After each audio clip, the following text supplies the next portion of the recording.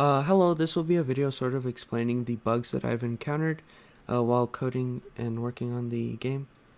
So the first two bugs actually are involved with the main character here, and basically what happened is the character here has two swords, and in the coding, there's a combo system. So as you click in a row, it moves up the combo. So there's three combos, and if you click all three. So if you keep clicking, it goes from one attack to two attacks to three, and it's sort of a combo. And in the combo, the character has two swords, and in the first attack, it uses one sword, and the next attack, it uses the other sword, and then in the third attack, it uses the first sword. So having two swords, there had to be two different capsules and two mesh capsules to count for the hits and the contact. And so basically, there had to be two different coatings for each sword. And the bug right now that I have that I haven't been able to fix is when I first tried to do it. So I got the first sword to work in the combo, but the second one hasn't been able to work. And as I mess around with it and try to make it work, it now does work, and it does do damage, but it does damage to the person, to my character, to the player, instead of doing damage to the enemy. So the first hit right here, it does appropriate damage to the AI enemy, and then if you hit them from the back, it does the damage. But however, if you keep clicking, it goes into the second combo, and then that hit just does damage to the character itself. And so the player right here has the health bar at the top. So as I go into the second hit, it does damage to myself, and the character flinches.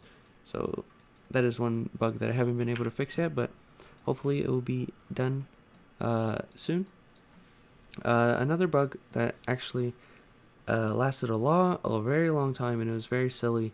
Basically, it was for the health bar of the character, and in the binding, this sort of it shows what the health bar is. So when you spawn, there's a health bar right here, and it's a progress bar, and it stays active with whatever that happens to the health. So there's a variable, a float number, and that's associated with the health. And when the health is 100%, the bar is full, and then as it goes down, the bar is automatically updated as the health variable goes down.